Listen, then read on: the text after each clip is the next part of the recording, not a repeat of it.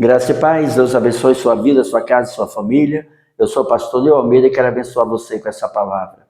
Lucas 6,38 que diz: dá e ser-vos-á dado boa medida, recalcada, sacudida e transbordante vos darão. Porque com a mesma medida com que medirdes, também vos medirão de novo.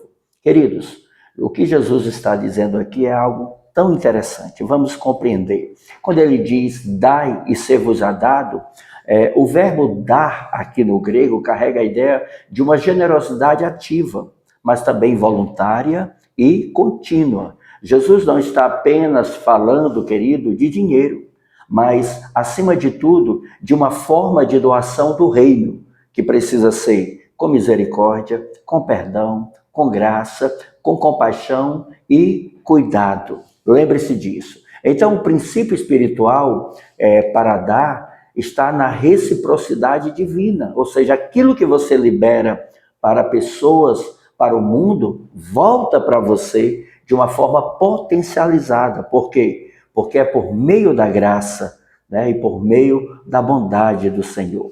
Então, quando ele diz boa medida, recalcada, sacudida e transbordante, a ideia aqui, a linguagem, é da medida usada em um mercado antigo.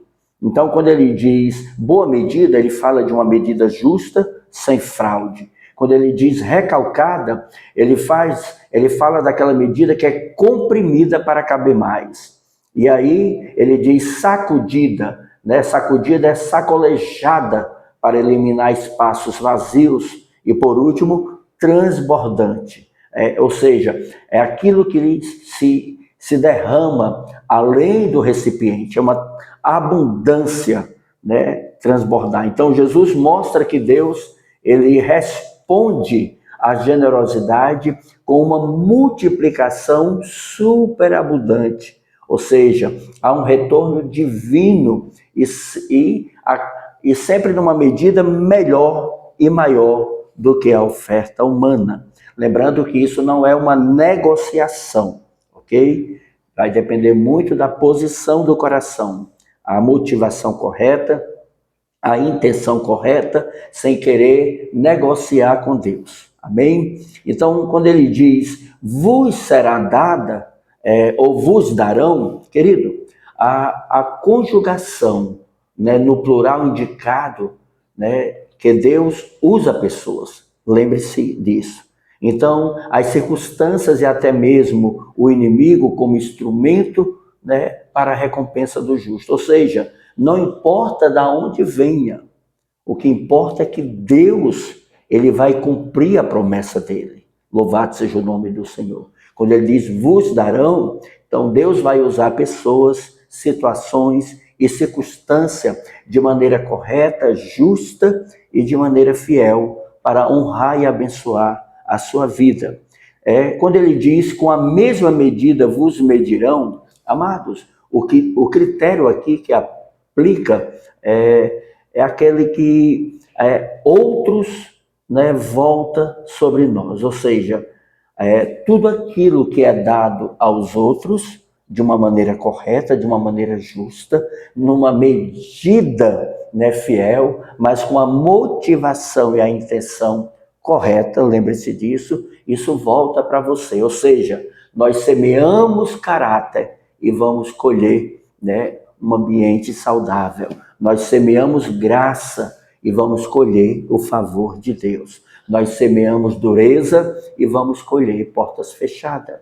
Então, com a mesma medida vos medirão. Então, o critério é aquilo que eu aplico aos outros, né, vai voltar para mim. Lembre-se disso, aquilo que eu semeio, eu vou colher. Então, esse princípio está alinhado, né, a Gálatas 6:7, né? Tudo que o homem semear, isso também ceifará, ok? Se ele semeia na carne, vai colher corrupção, mas se semeia no Espírito, vai colher graça, bênção, misericórdia e bondade. Então, por que isso é importante para a nossa vida? Primeiro, a generosidade, irmãos, ela é ativa, né?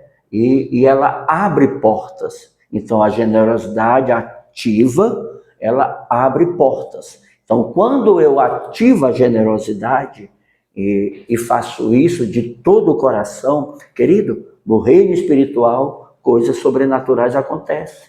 Né? O texto aqui ele não fala de uma troca, de uma barganha comercial, não é isso, mas de um estilo de vida santo do crente. Quem é generoso, querido, em perdão, né? Vai receber aí tempo de atenção, né? Aquele que é generoso em dar, né? Ele vai receber. Os recursos, né? Eles vão voltar. Existe um ciclo natural da multiplicação e da abundância de Deus na vida daqueles que têm um estilo de vida santo, de generosidade. A medida do coração define colheitas, irmãos. Jesus ensina que não colhemos apenas o que semeamos, mas como semeamos e que tipo de semente nós semeamos. A atitude vale tanto para o ato, né? O ato de dar, como também o ato de receber. Então, se eu dou bênçãos, com certeza eu vou colher bênçãos. Se eu dou amor, vou colher amor. Mas se eu dou ódio, eu vou colher ódio. Se eu dou, querido, brutalidade, eu vou colher brutalidade. Só que a colheita é sempre numa medida maior, ok? Deus devolve além do que nós esperamos. A medida do céu nunca é mesquinha, querido.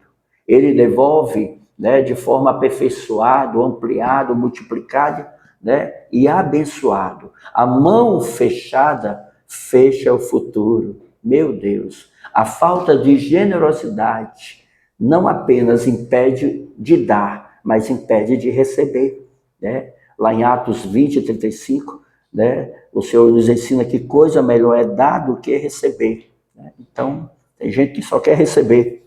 E aí, por isso que tudo fecha para si. E para fechar, queridos, Lucas 6, 38 revela o princípio espiritual imutável. O tipo de semente que liberamos determina o ambiente em que vivemos. Oh, meu Deus, fique atento a isso. Jesus nos chama a sermos pessoas de mãos, né, e de corações generosos, entendeu? Ou seja, atitudes que glorifiquem o nome dele e que abençoe a vida de alguém. A generosidade é uma ferramenta de transformação, mas também um sinal de maturidade espiritual. Quem dá com alegria não perde, colhe uma resposta celestial transbordante. Isso é maravilhoso. Lembre-se disso. Os avarentos, né, além de perder aqui, né, eles perderão também o reino dos céus. A palavra do Senhor diz que os avarentos não herdarão o reino dos céus. Então, muito cuidado com o coração dominado por Mamon, que tenhamos um coração, né, controlado, guiado e abençoado pelo próprio Deus, o Deus de amor, o Deus que primeiro dá, né? O Deus que não se preocupa em receber. Assim temos que ser que nem Ele. Coisa melhor é dar do que receber. Pai, em nome de Jesus, eu oro, abençoo sua vida, declaro a bênção do Senhor sobre você, sua casa, sua família. Eu declaro em nome do Senhor Jesus um coração generoso, uma vida transbordante, uma vida abençoada em todas as áreas, em nome de Jesus.